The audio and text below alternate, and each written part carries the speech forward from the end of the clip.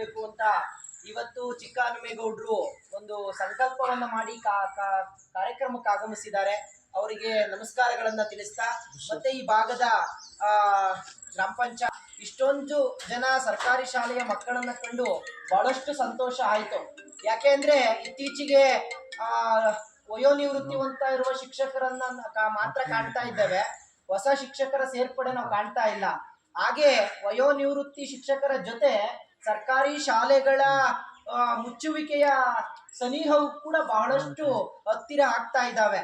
ಹಾಗಾಗಿ ಅಂತಹ ಸಂದರ್ಭದಲ್ಲಿ ಇಷ್ಟೊಂದು ಜನ ಮಕ್ಕಳು ಶಾಲೆಯಲ್ಲಿ ಇರೋದು ಬಹಳ ಖುಷಿಯಾದ ವಿಚಾರ. ಹಾಗೆ ಇವತ್ತು ಚಿಕ್ಕನ್ಮೇಗೌಡರು ಒಂದು ಸಂಕಲ್ಪವನ್ನ ಮಾಡಿ ಇಲ್ಲಿ ಬಂದಿದ್ದಾರೆ. ಆದ್ರೆ ಚಿಕ್ಕನ್ಮೇಗೌಡರ ಸಂಕಲ್ಪ ಇದೊಂದೇ ಶಾಲೆಗಲ್ಲ, ಬಹಳಷ್ಟು ಶಾಲೆಗೆ ಅವರ ಸಂಕಲ್ಪ ಇದೆ.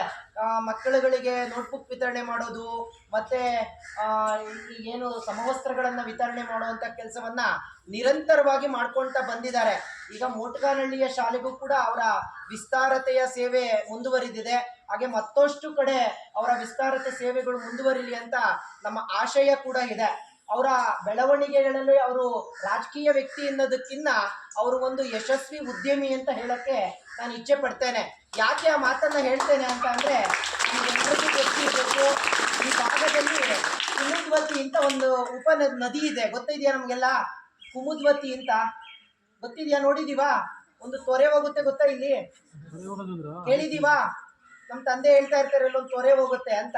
ಅದ್ರ ಹೆಸರು ಕುಮುದ್ವತಿ ಅಂತ. ಅರ್ಕಾವತಿಯ ಉಪನದಿ ಕುಮುದ್ವತಿ. ಇವರು ಕೂಡ ಇಲ್ಲೇ ದೊಡ್ಡಕರೇಹಳ್ಳಿಯ ಒಂದು ಸಣ್ಣ ಗ್ರಾಮದವರು, ಅಲ್ಲೇ ವ್ಯವಸಾಯ ಮಾಡ್ಕೊಂಡಂತಹ ಜೀವನದಲ್ಲಿ ಇದ್ದವರು. ಆದ್ರೆ ಅವರಿಗೆ ಒಂದು ಸಂಕಲ್ಪ ಬರುತ್ತೆ, ನಾನು ಯಾರಾದ್ರೂ ಒಂದು ಸಂಸ್ಥೆಯನ್ನ ಕಟ್ಟಬೇಕು, ನಾನೇನಾದ್ರೂ ಒಂದು ಸೇವೆಯನ್ನ ಸಮಾಜಕ್ಕೆ ಕೊಡಬೇಕು ಅಂತ. ಆಗ ತನ್ನೂರಿನಲ್ಲಿ ಹರಿತಾ ಇದ್ದಂತಹ ಒಂದು ನದಿಯ ಹೆಸರನ್ನ ತೆಗೆದುಕೊಂಡು ಕುಮುದ್ವತಿ ಅಂತ ಅದರ ಹೆಸರನ್ನ ಇಟ್ಟು ಇವತ್ತು ಸಾವಿರಾರು ಜನಕ್ಕೆ ಉದ್ಯೋಗವನ್ನ ಕೊಟ್ಟು ಬೇರೆ ಬೇರೆ ರಾಜ್ಯಗಳಲ್ಲಿ ಅವ್ರದ್ದು ಉದ್ಯೋಗಗಳನ್ನ ಅರಸಲು ಅನೇಕ ಕಂಪನಿಗಳಲ್ಲಿ ಅವರ ಸಂಸ್ಥೆಯ ನೌಕರರು ಕೆಲಸ ಮಾಡ್ತಾ ಇದ್ದಾರೆ. ಅದಕ್ಕೆ ಹೆಸರೇ ಕುಮುದ್ವತಿ.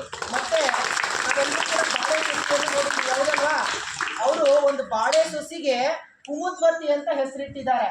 ಇವತ್ತು ಬೇರೆ ಬೇರೆ ದೇಶಗಳಿಗೆ ಹೋಗ್ತಾ ಇದೆ, ಬೇರೆ ಬೇರೆ ರಾಜ್ಯಗಳಿಗೆ ಆ ಕುಮುದ್ವತಿ ಅನ್ನುವಂತಹ ಬಾಳೆ ಸಸಿ ವಿತರಣೆ ಆಗ್ತಾ ಇದೆ.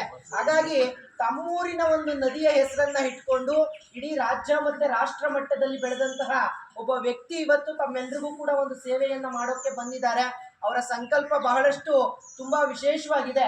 ನಮ್ಮೆಲ್ಲ ಅವ್ರು ಹೇಳ್ತಾ ಇದ್ರು, ಆ ಶಾಲೆಗೆ ಹೋಗಿದ್ದಾಗ ತುಂಬಾ ಬಡ ಮತ್ತು ಮಧ್ಯಮ ವರ್ಗದ ಮಕ್ಕಳು ಬಹಳಷ್ಟು ಜನ ನಾನು ಕಂಡಿದ್ದೇನೆ. ಅವ್ರಿಗೇನಾದ್ರೂ ಒಂದು ಸೇವೆಯನ್ನ ಮಾಡಿದ್ರೆ ಆ ಮಕ್ಕಳು ಮುಂದೆ ನೆನೆಸ್ಕೊಳ್ತಾರೆ, ಅಂದ್ರೆ ನಾನು ಆ ರೀತಿ ಬೇರೆಯವರಿಗೆ ಸೇವೆ ಮಾಡ್ಬೋದು ಅಂತ. ಇವತ್ತು ಇವ್ರು ಕೊಡ್ತಾ ಇರುವಂತ ಒಂದು ಸಮವಸ್ತ್ರ 1,000ನೋ 1,500ನೋ 2,000ನೋ ಇರ್ಬೋದು.